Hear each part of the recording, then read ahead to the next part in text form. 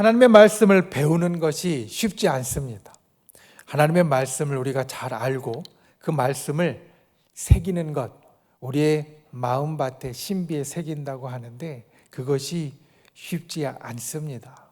왜냐하면 우리가 성경을 알아가는데 사실 좀 장애물과 같은 어려움이 있기 때문입니다. 첫 번째는 성경에는 어려운 단어들이 많이 나옵니다. 우리가 평상시에 잘 쓰지 않는 말들, 어려운 단어들, 가령 성경을 전혀 모르고 또 교회 생활을 거의 하지 않았던 사람들에게 우리가 아주 익숙한 창세기라는 것을 말하면 무엇인지 잘 모릅니다. 제가 가끔 이제 결혼 교육을 하면서 믿지 않은 전혀 신앙을 모르는 신랑과 신부에게 창세기에 대해서 이야기하면 그게 뭔지 무슨 뜻인지도 한참 설명을 해 주어야 그래야 그런 거구나 라고 알아듣습니다. 성경에는 어려운 단어들이 꽤 많이 있어서 우리가 성경을 잘 아는데 첫 번째로 이 탐이 됩니다. 두 번째는 성경 가운데 보면 고어체와 문어체의 표현들이 있습니다. 지금 이 수요일에 예배를 드리는 우리 많은 권사님들은 조금 익숙하겠지만 우리 젊은 사람들에게는 사실 익숙하지 않은 겁니다. 오늘 말씀도 예레미야서 26장 그 앞에 있는 2절을 보면 이렇게 말합니다. 여호와께서 이와 같이 말씀하시니라. 그리고 제일 끝에 보면 모든 말을 전하되 한마디도 감하지 말라. 한마디도 감하지 말라. 우리가 잘 쓰는 말이 아닙니다. 그리고 약간 예스러운 말이고 또 책에서나 보는 말입니다. 아마 우리가 보통 하는 말로 이걸 바꾸면 한 글자도 빼먹지 말라 이렇게 바꿀 수 있을 겁니다. 그런데 그렇게 되어 있지 않고 옛 말투와 그리고 그래서 자주 쓰이는 말투가 성경에 많이 쓰여 있기 때문에 우리가 성경을 아는데 좀 어려움이 있습니다. 그런데 사실 지금은 옛 말투와 또 글 적힌 문어체의 말투지만 예수님께서 이 땅에 오셔서 말씀을 전하실 때 또 오늘 예레미야가 이 말씀을 선포할 때는 옛말이 아니었습니다. 그 당시에 쓰는 말로 그 당시에 보통 사람들이 알아듣게 한 말이었다는 겁니다. 그런데 시간이 지나니까 이것이 우리가 조금 알기 어려운 옛말이 되었습니다. 세 번째로 성경을 배우는데 우리가 성경을 알아가는데 어려움은 시대적인 차이가 있다라고 말할 수 있을 겁니다. 우리가 사는 이 시대와 성경에 나오는 이 모든 말씀과 이야기의 배경이 되는 시대는 큰 차이가 있습니다. 물론 하나님의 말씀은 영원토록 변치 않아서 오늘 이 시대도 변함없이 우리 가운데 살아있고 역사하지만 우리가 그것을 이해하는 데에는 그 시간적인 시대적인 차이 때문에 좀 어려움이 있다는 겁니다. 오늘 예레미야가 하나님의 말씀을 전합니다. 그런데 이 예레미야가 하나님의 말씀을 전하는 이 때는 세상으로 보면 석가모니가 탄생하기 전이고요. 우리나라로 이야기하면 삼한시대, 삼국시대 전에 삼한시대보다 300년이나 앞선 때고요. 그리고 아직 이 한반도에는 철기가 쓰이지 않았을 때입니다. 무슨 얘기냐면 좀 쉽게 이야기하면 지금 우리가 행여나 텃밭을 일구거나 또 밭에 나가서 할 때 쓰는 호미, 괭이 이런 게 쇠로 된 것이 아니라 돌로 된 것을 쓰던 때라는 이야기입니다. 우리가 보통 석기 시대와 철기 시대 사이에 청동기 시대가 있지만 이 청동기는 좀 무른 철이라서 농기구로 못 썼습니다. 농기구는 이 철기가 돼야 지금 우리가 쓰는 것 같이 되어지는데 지금 예레미야가 말씀을 전하는 시대에 우리 이 땅 한반도는 아직 돌로 된 도구로 도끼도 호미도 괭이도 돌로 된 도구로 쓰던 아주 옛날 이야기라는 겁니다. 네 번째로는 문화적인 차이가 있습니다. 오늘날은 세계화 시대라고 하여서 다른 문화들을 접할 기회가 많습니다. TV를 통해서나 아니면 여행을 통해서나 책을 통해서나 사람들의 이야기를 통해서 다른 문화를 접할 기회가 많습니다. 그런데 그 문화의 차이가 이 성경 말씀이 기록되어 있는 이스라엘과 우리의 큰 차이가 있다라는 겁니다. 가령 우리는 밥을 먹을 때 반듯한 자세로 먹는 것이 옳다라고 말합니다. 그래서 밥을 먹을 때 다리를 꼬거나 비스듬하게 앉거나 아니면 팔을 올리거나 이런 것이 아니라 반듯하게 앉아서 먹어야 그것이 올바른 식사 자세라고 말합니다. 그런데 이스라엘은 어떻게 밥을 먹는 것이 올바른 식사 자세냐? 우리가 성경에도 가끔 보듯이 비스듬하게 기대어서, 이게 그들의 식사 자세입니다. 거의 반쯤 누운 것 같이 그렇게 돼서 식사를 하는 것이 그들의 바른 식사 자세라는 겁니다. 이 말씀을 드리는 것은 이런 문화적인 차이가 이스라엘과 우리가 있다라는 겁니다. 이 식사 자세뿐만 아니라 다른 것들도 마찬가지입니다.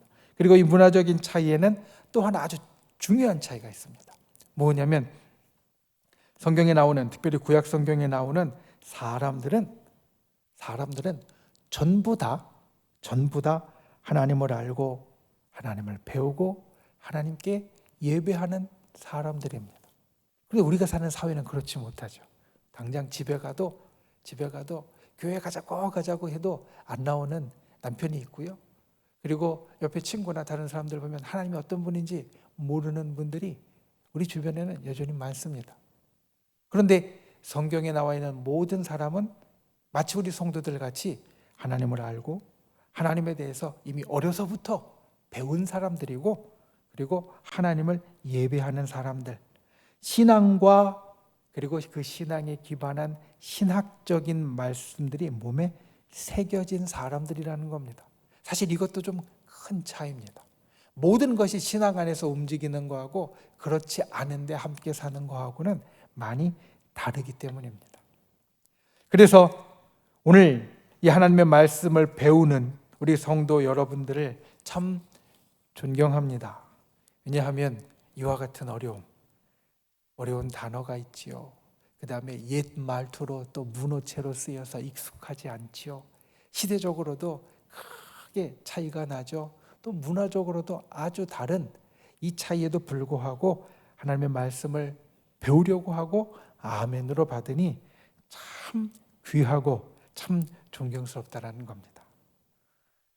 오늘 우리가 예레미야 26장 말씀을 보고 또 이 안에 성경의 말씀을 우리가 배우는데, 앞에서 이야기한 4개의 어려움 가운데에서 특별히 4번째 어려움에 대해서 우리가 조금 더 깊이 보는 시간을 가지려고 합니다. 예레미야 당시에 사람들이 가지고 있었던 특별히 신학적인 배경, 신학적인 생각들, 이 당시에 예레미야의 말씀을 듣고 있던 사람들이 모두 다 그 가슴속에 머릿속에 갖고 있었던 기본적인 생각들, 이것이 성경의 다른 것을 배우는 것보다 조금 더 어려울 수도 있지만 이 당시의 사람들의 머릿속에 기본으로 있던 이 신학적인 것을 알게 되어지면 우리가 오히려 예레미야서를 넘어서서 성경 전체를 보는 우리의 이해를, 성경 전체를 우리가 알아가는 힘을 더욱 높일 수 있습니다. 오늘 주님의 지혜가 저희 여러분을 일깨우고 또 그와 같이 하나님의 말씀을 아는 더욱더 깊은 길로 인도해 주는 귀한 시간이 되시기를 주님의 이름으로 축원을 드립니다. 오늘 우리가 보는 예레미야서 26장 말씀, 우리가 16절부터 보았지만 그 앞에부터의 말씀을 보면 사실 이 말씀은 우리가 앞에서 본 예레미야서 7장과 중복되는 말씀입니다. 예레미야서에 중복되는 말씀이 나오는데 오늘 바로 이 말씀 7장과 26장입니다. 사실 성경에는 중복되는 말씀이 가끔, 아니 드물게 있습니다. 제일 처음에 등장하는 것은 창세기 1장과 2장입니다. 창세기 1장에 하나님께서 천지를 창조하신 이야기가 나오고 창세기 2장에 보면 1장보다 1장같이 자세하진 않지만 하나님이 창조하신 이야기가 다시 한번 나옵니다. 왜 이 창조의 말씀이 1장과 2장에 중복해서 나오는가? 창세기 2장 1절에 보면 천지와 만물이 다 이루어졌다라고 말씀하시지만 다시 창조에 대해서 이야기하시는 것은 바로 우리 사람의 창조에 대해서 하나님께서 보다 더 깊이 알려주기 원하시기 때문입니다. 1장에서 우리 사람의 창조에 대해서 이미 말씀하셨습니다. 우리 코에 생기를 불어넣어 주셨고 그리고 우리가 생육하고 번성하여 땅에 충만하라고 말씀해 주셨고 이런 것들이 이미 창세기 1장에 나옵니다. 그런데 창세기 2장에 보면 하나님께서 인간을 얼마나 정성껏 또 특별한 마음과 행동으로 빚으시고 만드시고 관계를 시작하시는지 그것을 우리들에게 일러줍니다. 즉 창세기 1장이 온 세계의 창조에 대해서 말하는 것이라면 창세기 2장은 그 가운데 하나님께서 정말 중요하게 여긴 인간 그리고 창세기를 지나서 계시록과 오늘 시대까지 하나님과 세상의 관계에서 제일 중심에서는 사람, 그 사람이 하나님께서 얼마나 특별하게 여기셨냐를 다시 한번 이야기해 주면서 이 창조에 대한 이야기를 중복합니다. 이렇게 중복은 다른 강조점이 있기 때문에 하나님께서 성경 가운데 기록하게 하십니다. 성경의 이 제한된 지면 가운데 하나님께서 해주실 말들을 다 담으려고 하시는데 그 가운데 이 귀중한 제한된 그 분량 안에서 중복해서 기록하시는 것은 분명히 뭔가 다른 것이 있기 때문입니다. 예레미야 7장과 26장도 마찬가지입니다. 예레미야서 7장은 예레미야가 성전 앞에서 선포한 말씀 중심으로 그 말씀을 길게 풀어서 이야기하고 있고요. 예레미야서 26장은 그 말씀을 짧게 요약한 다음에 그 말씀을 전하고 나서 어떤 일이 있었는지를 말합니다. 즉 예레미야서 7장이 말씀의 내용에 중심을 두었다면 예레미야서 26장은 내용이 아니라 그때 일어난 상황을 우리들에게 이야기해 주므로 우리가 하나님의 말씀을 들을 때에 우리는 어떤 반응을 해야 되고 우리는 어떤 생각을 해야 되고 어떤 상황 가운데 그 말씀을 받을 수 있는지를 우리들에게 보여준다라는 겁니다. 그래서 하나님의 말씀이 두 번째 기록되어져 있는 이 예레미야서 26장은 도대체 그때 말씀을 들었던 사람들 가운데 어떤 일이 있었는가? 이것이 우리에게 있어서 중요해지고 그래서 오늘날 우리가 하나님의 말씀을 들을 때 우리가 하나님의 말씀을 새기고 보고 또 때론 익힐 때에 우리는 어떠해야 하는가? 이것을 더욱더 볼 수 있게 만듭니다. 말씀 선포의 내용보다는 그 말씀에 대한 반응, 그 말씀 우리가 어떻게 받아야 되는가? 이것을 우리에게 더 귀하게 일러준다라는 겁니다. 오늘 말씀에 보면 예레미야서 26장 2절 말씀, 아까 말씀드린 대로 하나님께서는 예레미야에게 먼저 이렇게 명령하십니다. 내가 내게 명령하여 이르게 한 모든 말을 전하되 한마디도 감하지 말라. 이 말씀 하나님께서 예레미야에게 주신 말씀이고 또 예레미야가 백성들에게 행하게 된 기준이 되는 말씀입니다. 하나님의 말씀을 전하는 자들도 때로는 유혹을 받고요. 받는 사람들도 유혹을 받습니다. 여러분, 이걸 우리가 사실 인정해야 합니다. 왜냐하면 하나님께서 우리에게 주신 말씀을 100% 그대로 전하는 데 있어서 이거를 조금 바꿀까 하는 유혹을 받고요.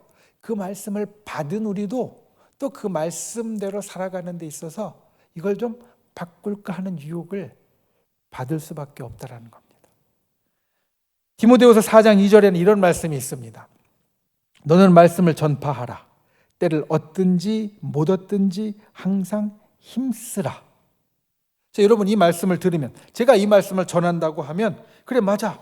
복음은 우리의 생명을 구원하는 좋은 소식이니까 말씀대로 때를 얻든지 못 얻든지 항상 말씀을 전해야지. 이런 생각이 제일 처음에 듭니다. 저도 그 말씀을 어떻게 전하려고 애쓰고 또 생각합니다. 그런데 그 다음에 이런 생각이 듭니다. 그런데 이게 가능할까? 때를 얻든지 못 얻든지 항상 복음을 전한다는 게 가능할까? 우리한테는 밥 먹는 시간도 있어야 되고 잠자는 시간도 있어야 되고 또 교회에서 믿는 사람들 가운데 있을 때도 있지만 믿지 않는 사람들과 함께 있을 때도 있고 또 말 한마디도 못하는 상황도 있을 수 있는데 살면서 우리가 살아가는 상황이 이렇게나 다양한데 때를 얻든지 못 얻든지 말씀을 전하는 게 가능할까? 또 나는 성격이 내성적이라 사람들 앞에서 말도 잘 못하는데 내가 어떻게 할 수 있을까? 우린 이런 생각들을 하게 되고요. 그러면 이렇게 하면 되겠다라는 생각을 하게 됩니다. 근데 여기서 까딱 잘못하면 말씀을 우리가 그대로 받지 못하고 바꾸는 만큼만 하면 되지. 때를 얻든지 못 얻든지인데 때를 얻을 때만 하면 된다는 생각으로 갈 수도 있습니다. 이게 하나님의 말씀을 들을 때 선포하는 사람이나 받는 사람이나 겪게 되는 경험입니다. 그런데 오늘 말씀을 보면 하나님께서는 예레미야에게 한마디도 빼지 말고 그 말씀 그대로 말하고 지키라고 이야기하십니다. 그리고 오늘 그 말씀을 받았던 당시에 예루살렘에 있었던 사람들도 사실은 이 부분에 있어서 자기들이 갖고 있었던 생각과 부딪혔습니다. 먼저 여러분에게 말씀드릴 것은 우리가 하나님의 말씀을 들을 때 하나님의 본심을 보아야 합니다. 본심을 보면 말씀을 변형하는 것이 아니라 이 단어를 기억하십시오. 적용할 수 있습니다. 26장 3절 말씀에 보면 하나님께서는 예레미야를 통하여서 예루살렘에 있는 사람들에게 이렇게 선포합니다. 그 악한 길에서 돌아오리라. 그리하면 그들에게 재앙을 내리려 하던 뜻을 돌이키리라. 자, 예레미야서 7장에 나오는 예레미야가 선포한 이 성전 설교 전체를 보면 거기에서 하나님께서 아주 날카롭고 분명하고 확실하게 심판을 선포하셨습니다. 여기가 분명히 망할 것이고 너희가 여기를 도적의 소굴로 만들고 있으니 내가 이걸 내 집이 못되게 하리라. 너희에게 분명하게 심판이 말 것이다. 아주 확실하게 선포하셨습니다. 그런데 하나님의 본심이 어떤가? 오늘 26장 3절에 보면 이렇게 말하는 겁니다. 너희가 그 악한 길에서 돌아오면 재앙을 내리려 하던 내 뜻을 돌이킬 것이다. 하나님의 본심은 예레미야를 통해서 한마디도 감하지 말고 선포하라고 하시는 그 말씀의 내용은 사실 심판이었는데 하나님의 본심은 하나님께서 유다를 향해서 품으신 그 깊은 뜻은 유다의 멸망이 아니라 유다의 구원이었다는 말씀입니다. 이 본심을 예루살렘에 있는 사람들이 보았어야 됐습니다. 그런데 본심을 보지 못합니다. 이유가 있습니다. 예레미야 26장 6절에 보면 예루살렘을 향한 하나님의 계획, 선포를 우리들에게 보여주는데 이렇게 말합니다. 내가 이 성전을 실로같이 되게 하고 이 성을 세계 모든 민족의 저주거리가 되게 하리라. 사실 이 말씀은 아주 심각한 말씀입니다. 왜냐하면 하나님의 성인 예루살렘을 이미 폐허가 된 실로와 같게 할 것이다 말씀하시기 때문입니다. 실로는 하나님의 언약궤가 있었던 곳이고 하나님 섬기는 데 있어서 아주 중심이 됐던 예배지였습니다. 그런데 지금은 폐허가 되었습니다. 그래서 이스라엘 사람들의 기억 가운데에는 사실 좀 잊고 싶은 장소였습니다. 예언서에서 하나님의 말씀을 전하는 예언서에서 예레미야서뿐만 아니라 그 앞에 있는 이사야부터 저 뒤에 말라기까지 예언서에서 실로가 언급되는 것은 딱 두 곳입니다. 그 두 곳이 어디냐면 예레미야서 7장과 26장, 아까 말씀드렸죠. 똑같은 말씀이라고.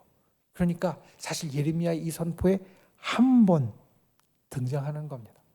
왜 하나님께서 여기에서 유일하게 실로를 말하면서 예루살렘을 향한 계획을 선언하고 계신지 우리는 이것을 알려면 유다의 문화적인 차이 중에서, 우리와 다른 문화적인 차이 중에서 아주 중요한 차이인 아까 이야기한 신학적인 것을 알아야 합니다. 오늘날 이 땅을 사는 사람들은 모두 다 하나님을 모릅니다. 그래서 하나님이 어떤 분인지, 사실 이것도 신학입니다. 여러분, 신학에 보면 신론이라는 것이 있는데 이것이 하나님이 어떤 분인지 이야기해 주시는, 어떤 분인지 풀어내는 그러한 분야를 신론이라고 합니다. 그러니까 하나님에 대한 생각이 이스라엘 백성들에게는 다 있었습니다. 오늘날 우리에게는, 세상에 사는 사람들, 이 시대 사람들에게는 다 있는 것이 아니지만 그때는 다 있었습니다. 그래서 다 있었던 이것이 어떤 것인지 아는 것은 성경 전체를 이해하는 데 있어서 우리에게 아주 중요합니다.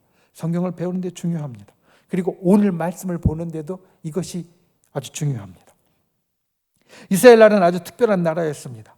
하나님께서 출애굽에서 이 백성들을 처음 이제 하나님의 백성으로 만드실 때 이 백성을 일컬어서 거룩한 백성이요 제사장 나라라고 이야기하시면서 이들이 하나님께 선택된 민족이고 세상과 하나님을 중재할 나라라고 말씀하셨습니다. 그리고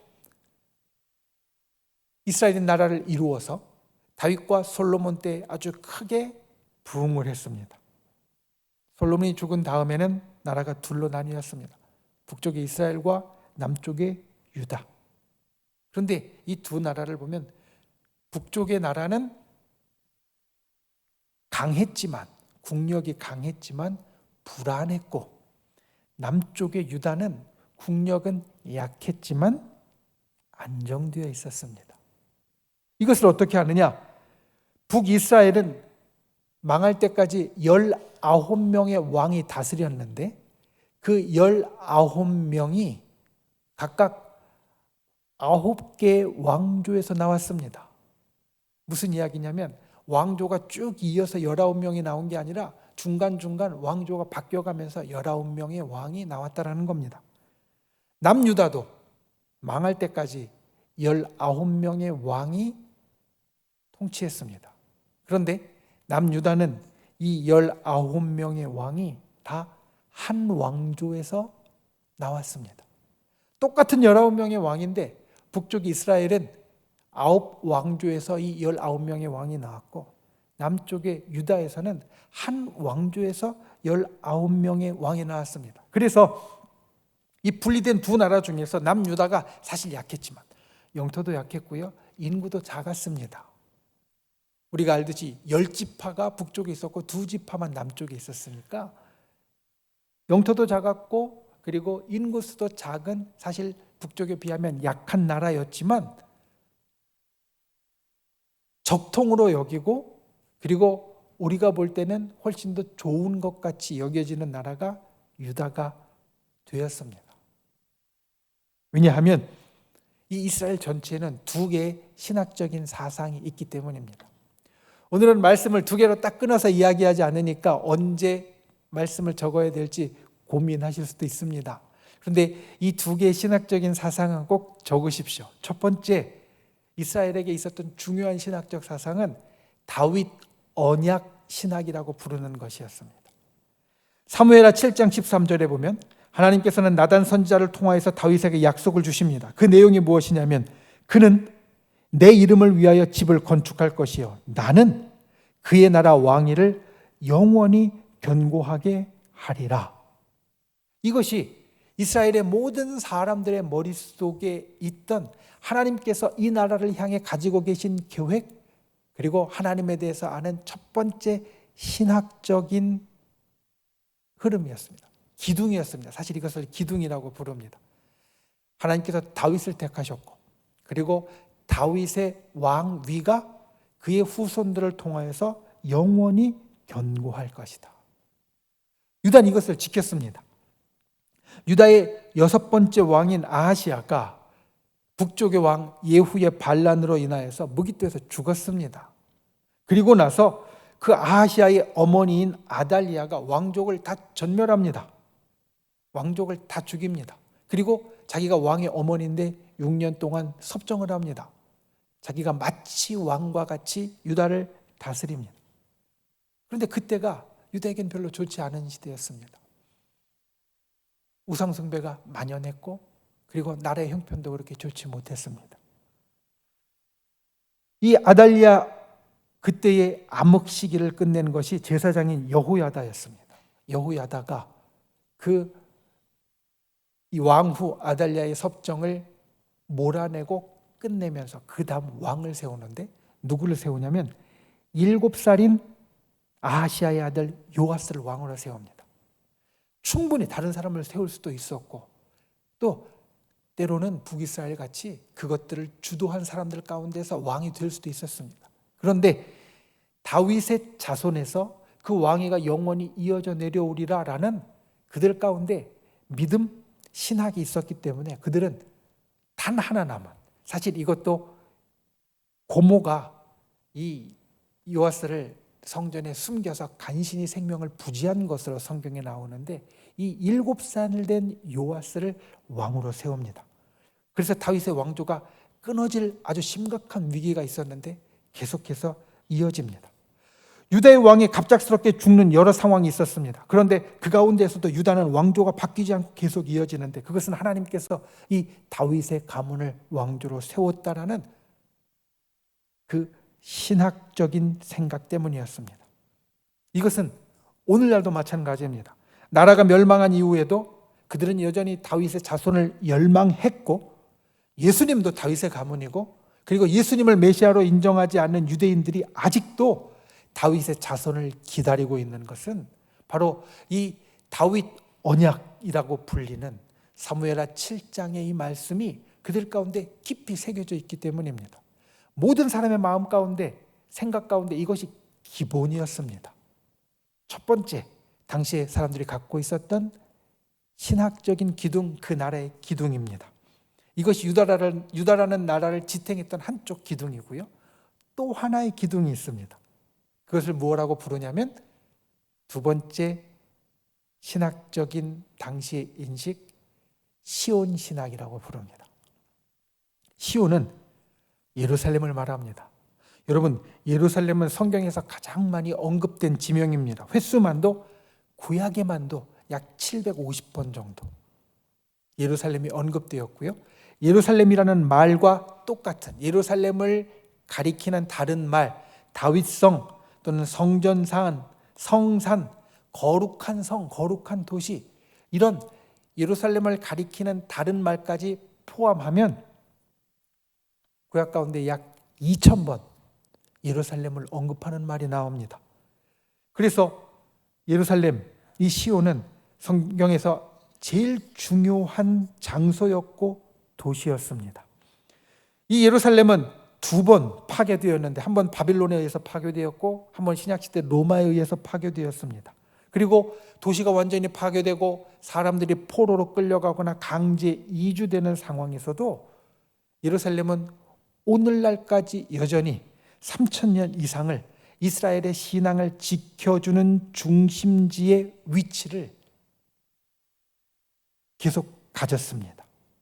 그리고 이것은 지금까지 3000년 정도만이 아닙니다. 앞으로도 우리가 계시록에서 보듯이 온 세상의 종말 이후에 예수님께서 이 땅에 오실 때 새 하늘과 새 땅에서도 우리는 여전히 새 예루살렘에 살게 될 것이다 라고 우리가 소망하며 그 예루살렘은 앞으로도 우리에게 중요한 그러한 도시요 장소가 되어진다는 말입니다. 예루살렘이 이렇게 생각되었던 이유, 그게 두 가지 이유가 있습니다. 하나는 하나님께서 선택하셨기 때문입니다. 시편 132편 13절 말씀에 보면 여호와께서 시온을 택하시고 자기 거처를 삼고자 이르시되 이는 내가 영원히 쉴 곳이라 내가 여기 거주할 것은 이를 원하였음이니라 라고 해서 이 시온 예루살렘이 중요한 것은 하나님께서 선택하시고 하나님께서 계시는 곳, 그렇기 때문에 이곳이 아주 중요했습니다. 또 이 시온이 중요한 것은 여기에 사는 사람이 복을 받기 때문입니다. 시편 147편 12절부터 14절까지의 말씀을 보면 예루살렘아 여호와를 찬송할지어다, 시온아 내 하나님을 찬양할지어다. 그가 너의 자녀들에게 복을 주었으며, 예루살렘의 자녀들에게 복을 주었으며 그 자녀들을 평안하게 하고 너를 배불리신다. 예루살렘에 사는 자들을 하나님께서 축복해 주신다, 이렇게 말씀하고 있기 때문에 이 시온은 정말 중요한 장소였습니다. 하나님께서 스스로 택하셔서 거하시는 곳이고 하나님께서 거기 사는 사람들에게 복을 준다고 하셨기 때문에 예루살렘이 이런 장소이니 여기는 누구도 무너뜨릴 수 없는 안전하고 축복의 장소라는 굳센 믿음이 있었습니다. 그리고 이것은 오늘 이 말씀을 듣는 지금 이 예루살렘에 사는 사람들의 바로 전 세대를 통해서 역사적으로도 확인이 됐습니다.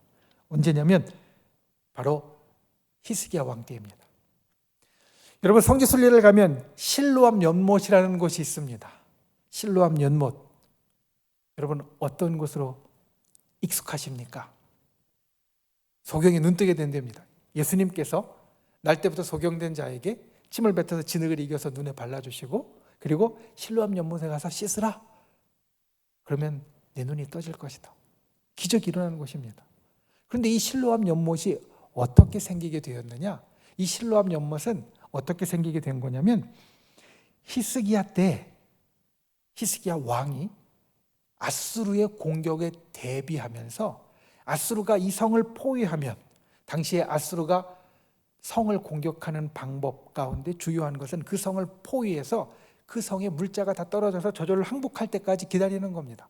그런 작전을 썼습니다. 그런데 예루살렘을 그렇게 포위하면 먹을 것은 어떻게 한다고 해도 예루살렘에 물이 충분하지 않다라는 것을 알게 되었습니다. 그래서 성 밖에 있는 기혼샘에서 수로를 팝니다.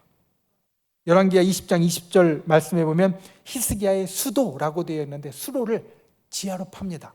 그래서 그 물을 끌어와서 예루살렘 안에 놓은 곳이 바로 실로암 연못입니다. 그러니까 이 실로암 연못은 히스기야 때 판 것인데 왜 판 것이냐? 아수르의 공격을 대비하기 위해서 판 것입니다. 그 일이 실제로 일어났습니다. 사네립이라는 아수르의 왕이 쳐들어와서 유대의 모든 성을 다 점령하고 예루살렘 하나만 남았습니다. 그리고 생각했던 대로 예루살렘을 포위하고 예루살렘을 이제 무너뜨리기 일보 직전까지 갔습니다. 히스기야가 미리 방비했지만 그 방비로 충분하지 않았고 이제는 다 끝났다 싶었습니다. 그런데 우리가 성경 열왕기하 18장 19장에서 보듯이 하나님께서 한밤중에 기적적인 일을 일으키셔서 이 아수르 군을 스스로 물러가게 하셨습니다. 전쟁을 해서 물리친 것도 아니고, 그리고 예루살렘이 무슨 계획을 해서 이들을 물러가게 한 것도 아니고, 하나님께서 이 아수르 군 안에 스스로 문제가 생겨서 스스로 이 포위를 풀고 예루살렘 성을 내버려 두고 철수하도록 만드셨더라는 겁니다. 그 일을 보고 사람들이 이렇게 생각했습니다. 예루살렘은 하나님의 성이 맞아. 우리가 완전히 다 죽게 되었는데 하나님께서 이 성을 끝까지 지켜주셔서 저 강대국 아수르가 스스로 물러가게 만드셨어. 그러니 이곳은 앞으로 영원히 무너지지 않을 곳이고 하나님께서 절대로 포기하지 않을 곳이고 하나님의 약속대로 여기 사는 사람은 무조건 축복 가운데, 형통함 가운데, 그리고 좋은 일 가운데 살게 될 거야. 이게 시온 신학입니다. 시온은 불가침의 장소이고 시온은 하나님의 전이라서 하나님이 축복하시는 장소이다.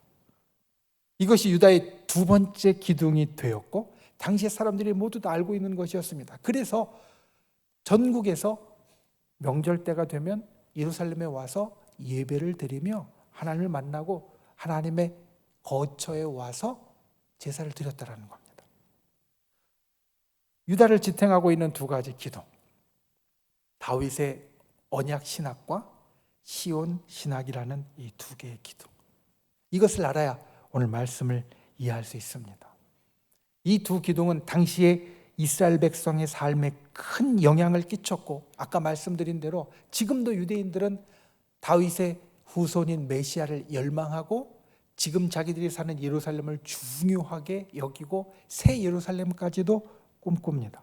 그러니 우리가 당시의 사람들뿐만 아니라 오늘날 주님을 믿는 신앙을 이어가고 있는 우리의 삶에도 이 두 개의 신학적 기둥을 이해하는 것은 참 중요합니다. 당시 사람들에게 이것은 절대적이었습니다. 이에 대해서 반대하는 주장을 하면 신성 모독으로 여겼습니다. 그러니 오늘 예레미야가 한 말이 이런 반응을 일으킨 겁니다. 이 성이 무너져서 실로같이 되리라. 여기는 시온인데, 여기는 하나님의 거처이고, 여기는 절대로 무너지지 않을 땅이고, 저 강대국 아수르가 쳐들어왔어도 살아남은 곳인데 이곳이 실로같이 폐허가 되고 무너진다라고 여기니 네 말이 틀렸다라고 말합니다. 26장 8절에 보면 제사장들과 선지자들과 모든 백성이 그를 붙잡고 이르되 네가 반드시 죽어야 하리라. 이렇게 예레미야에게 말하는 것은 예레미야의 선포가 신성 모독이라 생각했기 때문이고, 그런 신성 모독을 하는 예레미야는 참 예언자, 참 선지자가 아니라 거짓 예언자, 거짓 선지자라고 생각했기 때문입니다. 그런데 진짜 하나님의 마음과 하나님께서 예레미야를 통해 하시는 선포는 어땠습니까? 성이 하나님께서 끝까지 지키시는 불가침의 곳이라고 여기는 시온 신학을 갖고 있는 당시의 사람들과 이 성이 실로같이 무너질 것이다 라고 선포하는 예레미야와 누가 진짜였습니까? 예레미야가 진짜였습니다. 여러분, 다윗 언약과 시온 신학은 위험에 처했습니다. 그런데 사람들이 이걸 깨닫지 못하고 예레미야를 죽이려 했습니다. 우리도 때로는 이 땅을 살면서 이와 같을 때가 있습니다. 우리의 신앙 안에서 우리에게 꽉 잡힌 것, 사실 그것이 하나님 안에서 시작되어지는 겁니다. 아까 이야기한 대로 다윗 언약도 시온 신학도 하나님의 말씀과 하나님의 역사에서 시작된 거지 이스라엘 사람들이 스스로 만들어낸 것이 아닙니다. 그렇게 꽉 짜여진 데에서 그들은 분명하게 믿고 그것이 신앙이라고 생각하고 살았습니다. 오늘날 우리도 때로는 그렇습니다.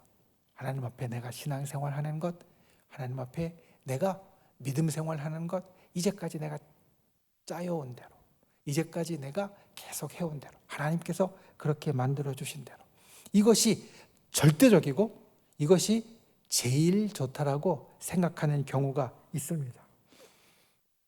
당시 이스라엘 사람들이 그랬습니다. 그런데 그들 중에 바른 생각을 한 사람들이 있습니다. 오늘 우리가 보는 말씀입니다. 예레미야서 26장 16절부터 나오는 유다의 장로들입니다. 이들은 예레미야의 변호인이 되어서 예레미야를 변론합니다. 장로들은 16절에 예레미야를 가리켜 그가 여호와의 이름으로 말하였으니 죽일 만한 이유가 없다 라고 말합니다. 유다의 장로는 어른이고 사회 지도층입니다. 이들은 예루살렘의 과거와 미래를 알고 살필 수 있는 자리에 있었습니다. 그래서 18절에 보면 예전에 예루살렘을 향해 예언했던 미가 예언자, 미가 선지자를 말합니다. 약 100년 전 과거의 일입니다. 당시에도 하나님께서는 미가를 통해서 예레미야와 똑같은 선포를 이스라엘에 했습니다. 예루살렘이 무너져 황폐하게 되리라. 그런데 그때 히스기야 왕과 유다의 백성들이 이 미가 선지자의 말에 반응하여서 하나님의 재앙을 돌이키신 일이 있습니다. 조금 전에 말씀드린 그겁니다. 사내립이 포위했다가 구원된 사건. 그 직전에 미가 예언자가 미가가 이 성이 무너질 것이다 라고 했는데 히스기야와 온 백성이 그 말씀을 듣고 돌이키고 회개하고 하나님 앞에 다시 바로 서려고 하니까 진짜 이 시온이 하나님께서 지켜주시는 곳이 되어서 하나님께서 뜻을 돌이키시는 곳이 되었다라는 겁니다. 시온이라서 무너지지 않는 것이 아니라 하나님의 마음을 헤아려 돌이켰기에 무너지지 않았다라는 말입니다. 시온 신학이라는 틀보다 그 틀의 근원이 되는 하나님의 마음을 보아야 한다. 유다의 장로들은 이 이야기를 하고 있고 또 오늘 하나님은 이 일을 통해서 우리들에게 그 이야기를 합니다. 이 장로들이 옳았습니다. 유다의 백성들은 하나님의 약속인 두 기둥, 다윗 언약과 시온 신학을 붙잡았습니다. 그런데 이 두 기둥이 어느새 그 내용과 이유는 중요하지 않고 껍데기만 중요하게 되어버렸습니다. 하나님께서 왜 이 시온을 지키고 축복하시는가가 중요하지 않고 단지 이곳이 시온이다, 단지 이곳이 시온이다 라는 그 사실만이 중요했습니다.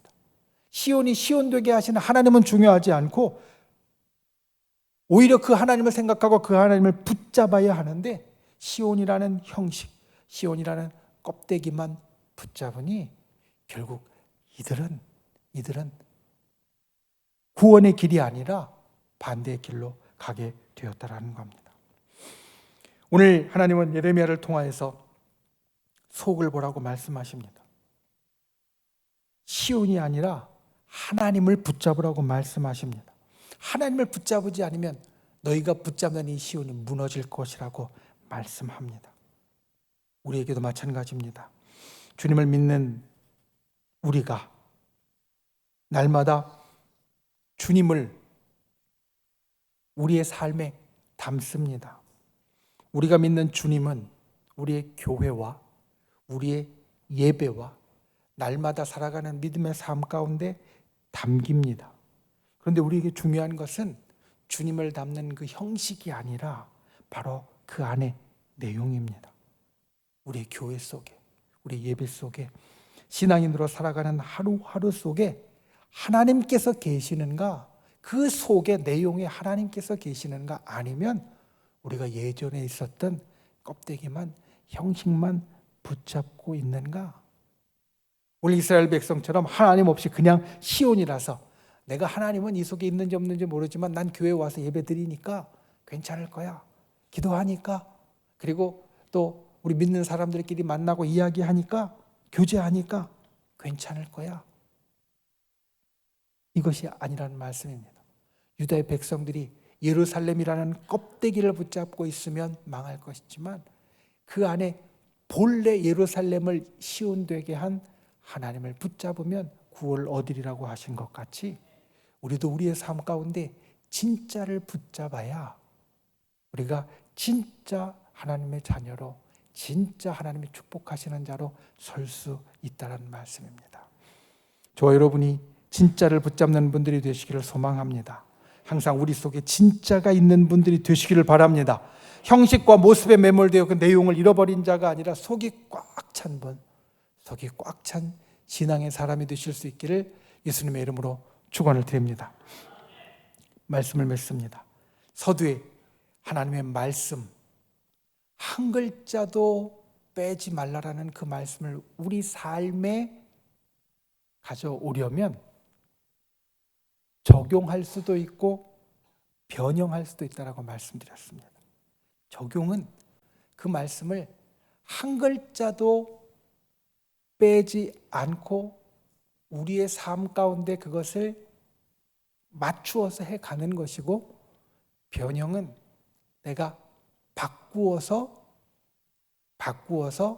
다른 말로 하면 글자를 빼는 겁니다.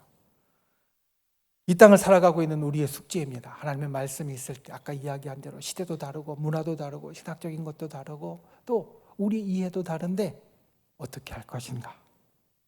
이 숙제의 열쇠는 하나님의 본심을 볼 수 있느냐 없느냐, 여기에 달려 있습니다. 하나님의 본심을 보면, 하나님의 본심을 알면 우리가 그 말씀을 적용할 수 있고, 하나님의 본심을 보지 못하고 껍데기만 보면 변형할 수밖에 없다라는 겁니다. 그래서 우리가 신앙의 연수가 깊어질수록 하나님의 말씀을 더욱더 가까이 해야 하고, 하나님의 말씀을 더욱더 깊이 깨달으려 해야 하고, 그리고 하나님의 말씀 가운데 하나님의 본심을 더욱더 깊이 알아가려고 힘써야 합니다. 이것을 행하는 분들이 되시기를 바랍니다. 말씀을 준비하면서 사실 이런 말을 보았습니다. 악이 승리하도록 하는 유일한 일은 선한 사람들이 아무것도 하지 않는 것이다. 여러분, 이 땅에 악이 승리하도록 만드는 유일한 길은 선한 사람들이 아무 일도 하지 않고 내버려 두는 것이다. 여기는 아마 우리가 신앙 안에서 보면 두 가지의 뜻을 볼 수 있을 겁니다. 하나는 세상이 하나님을 이기도록 하는 방법은 하나님의 사람들이 아무것도 하지 않는 것이다. 하나님의 사람들이 아무것도 하지 않으면 세상이 하나님을 이길 겁니다. 그러니 우리 하나님의 사람은 하나님의 사람으로서 행동해야 합니다. 그런데 또 우리 속에도 마찬가지입니다. 두 번째, 날마다 우리에게 일어나는 영적인 전쟁에서 이기려면 날마다 이기는 행동을 해야 합니다. 하나님의 본심을 헤아리고 그 내용과 이유를 살피지 않으면 어느덧 내 습성이 나를 이끌고 갑니다. 그리고 내 습성이 우리를 영적인 전쟁에서 이기게 하는 성령의 능력을 앞서게 됩니다. 그럼 결국은 지게 됩니다. 오늘 이스라엘 백성들, 예레미야의 선포를 받는 이스라엘 백성들의 습성이 앞서니까 예레미야를 죽이려 했고, 장로들과 다른 백성들이 하나님의 마음을 알고 이가 여호와의 말씀으로 여호와의 이름으로 선포했으니 잘못이 없다라고 나설 때 하나님의 말씀이 남겨져서 오늘 우리에게 있게 되는 것 같이, 우리가 이 땅의 영적인 전쟁에서 승리하려면 우리가 날마다 이기는 행동을 해야 한다. 하나님의 본심을 보고, 그리고 그 본심의 주님을 붙잡고 주의 뜻대로 살아가는 저 여러분이 되시기를 예수님의 이름으로 축원을 드립니다. 기도하겠습니다. 귀하신 아버지 하나님, 유다의 백성들은 다윗 언약과 시온 신학이라는 두 기둥을 붙잡았지만 주님께서 말씀하시기를 너희가 붙잡을 것은 그것이 아니라 나다. 그 약속을 주고 예루살렘이 시온되게 한 나 여호와다라고 말씀하시는 것을 우리로 보게 하여 주시고, 우리가 세상을 살며 특별히 신앙의 연수가 깊어질수록 다른 어떤 나의 습관이나 또 나의 지식이 아니라 오직 주님을 더 붙잡고 하나님만 더 붙잡을 수 있는 우리가 되게 주님을 도와 주시옵소서. 주님을 알고 또 주께서 원하시는 삶의 모습을 보이는 주의 백성이 되게 우리를 인도하여 주시옵소서. 예수님의 이름으로 기도하옵나이다. 아멘.